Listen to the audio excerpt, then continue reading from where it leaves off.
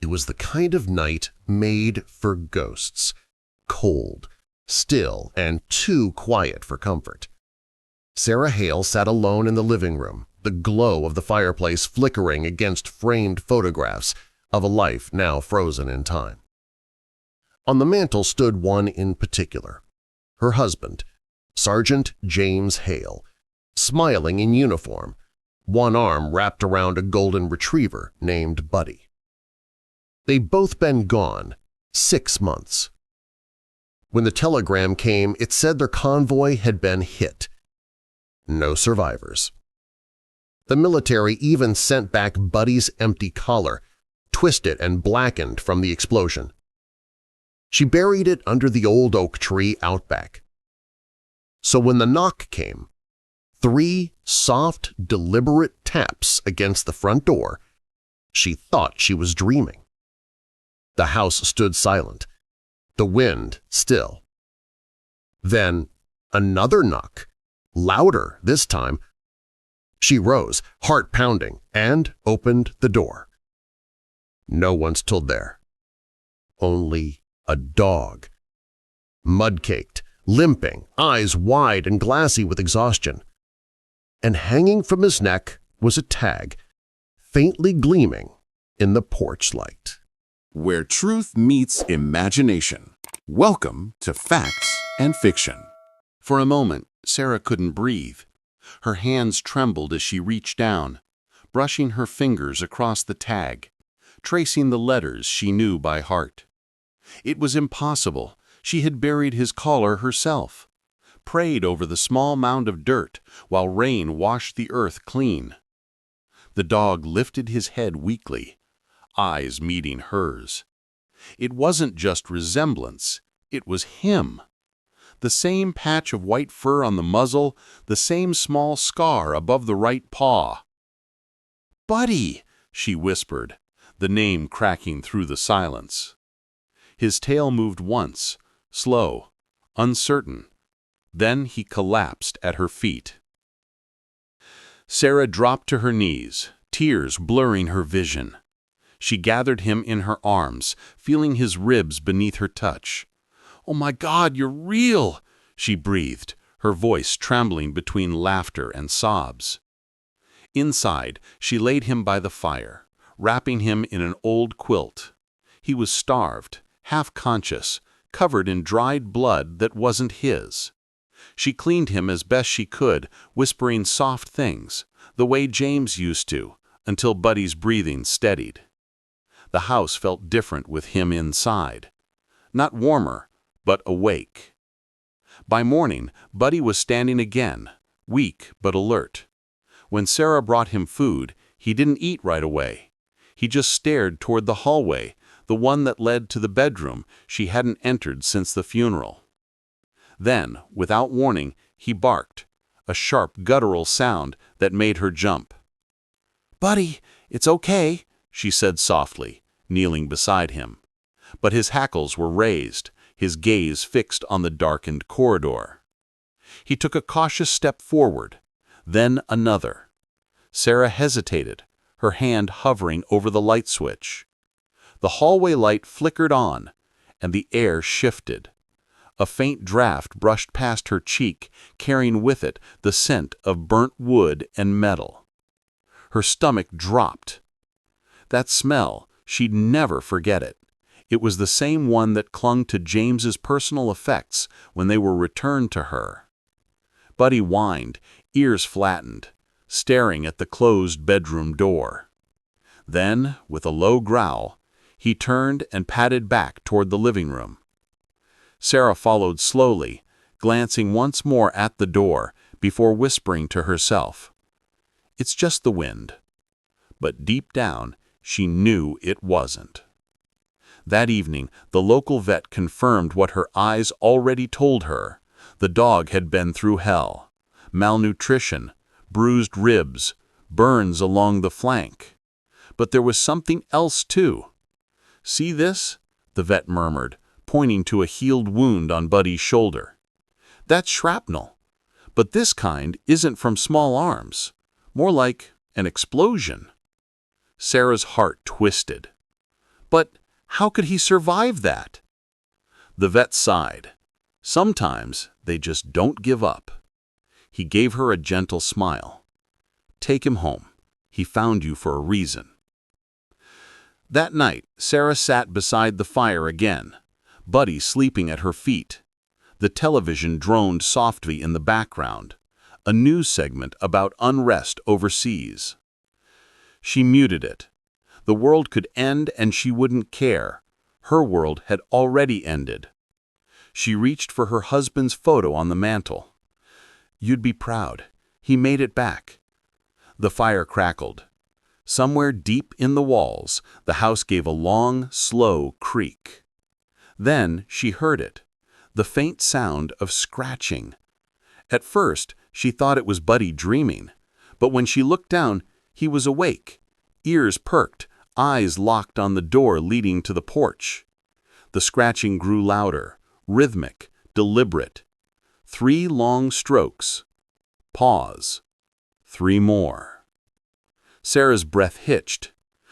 Who's there? Silence. Then from the other side of the door came a single, soft whine. Buddy stood, tail stiff, low growl rumbling in his chest. Sarah stepped closer, gripping the doorknob. Her heart hammered against her ribs. She flung the door open. No one.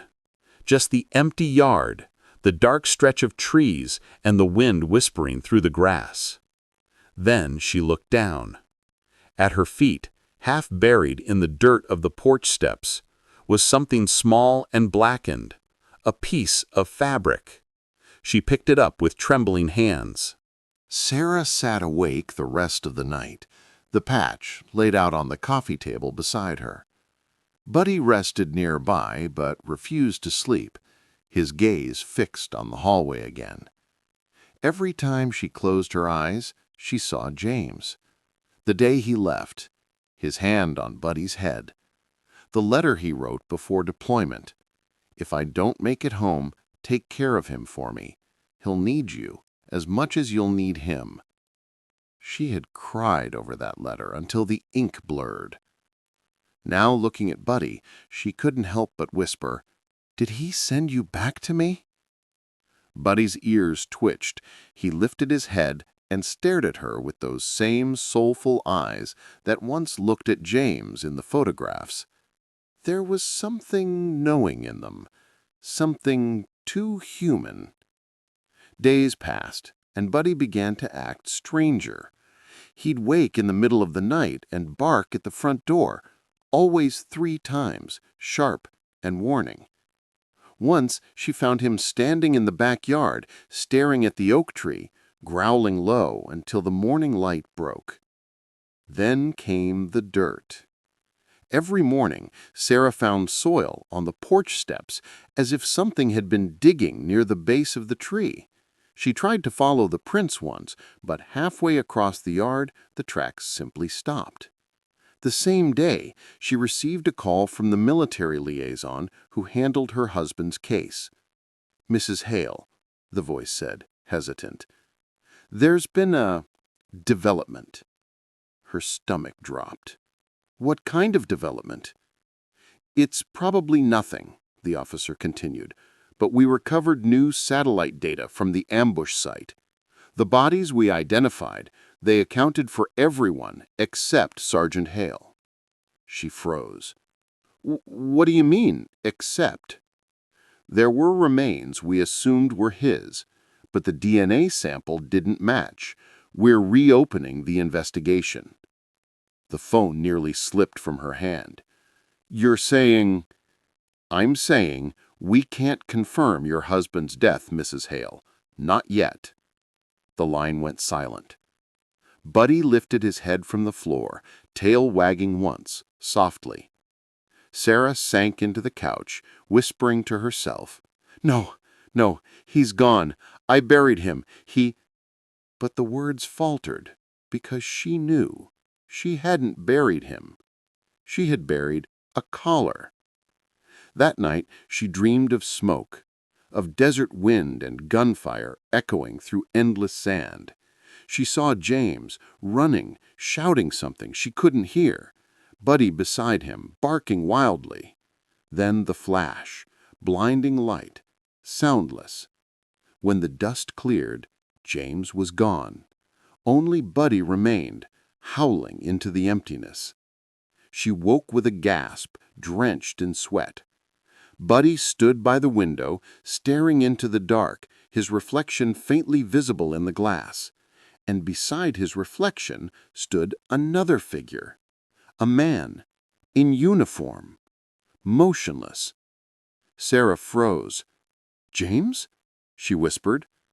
The reflection didn't move. She turned slowly toward the window. No one was there. Only Buddy, tail low, watching her with eyes that glimmered faintly in the dying light of the fire. Something inside her broke. She fell to her knees, clutching Buddy close. "Please," she sobbed. "If he's still out there, show me, please." Buddy licked her face once, then turned toward the door. He gave a soft bark, and for the first time, she realized he wasn't warning her. He was leading her. By dawn, she followed Buddy outside. The morning mist hung thick, silvering the field. Buddy led her to the oak tree, the one where she had buried his collar. He began to dig.